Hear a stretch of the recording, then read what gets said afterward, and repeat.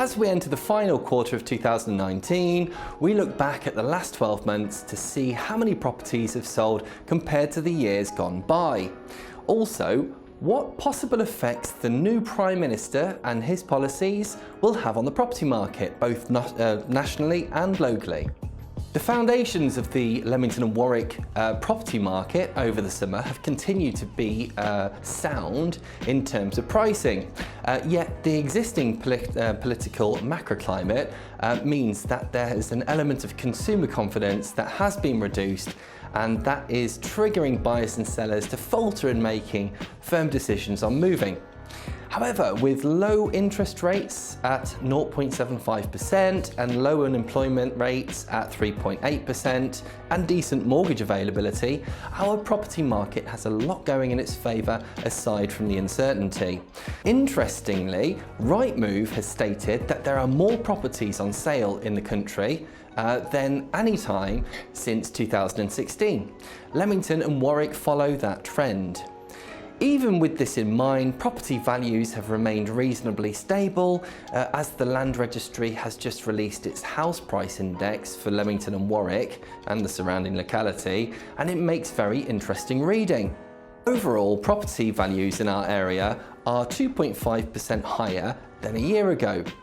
That's the average property value in Leamington and Warwick, which now stands at $340,000. When I look at the types of properties, a slightly different picture appears. Detached homes rose by 3%.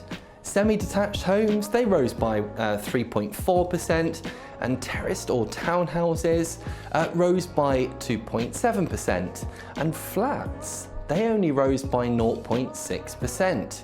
The actual average prices stands as follows. So detached homes average at $533,000, semi-detached $315,000, terraced or townhouse properties surprisingly more at $320,000, and flats are at $233,000. So going back to transactions, my blog readers will know that I always like to measure the health of the market, not only on house prices, but on transaction numbers as well. 1,598 properties were sold last year in Leamington, Warwick and surrounding. That is lower than the 10-year average of 1,863 properties per annum. Considering the uncertainty the country has been going through over the last 3 years with the B-word issue, I don't think that's too bad, and it shows an underlying resilience of the local property market. Now, looking forward and towards the end of the year, how will our houses' values change under the new Prime Minister? Now, the suggested stamp duty changes by Boris Johnson, which have pointed towards owners paying the tax, made me look at previous stamp duty changes over the last decade, and their effects have remained rather short term. So what does this mean? That means those selling their homes need to be realistic with their pricing, and most sellers also buy a property. So what you might lose on your sale, you may make up on your purchase.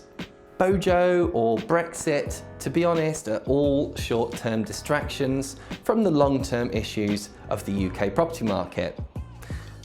It's very important to understand that until we start building at least 300,000 properties per year to meet the demand for UK property, demand will always outstrip supply, meaning irrespective of any short-term fluctuations that may or may not be caused by domestic or world events, prices will always, in the medium to long term, remain stable and increase. Now, thank you for watching. I'm Brendan Pettigrew, reporting for Newman Property Experts.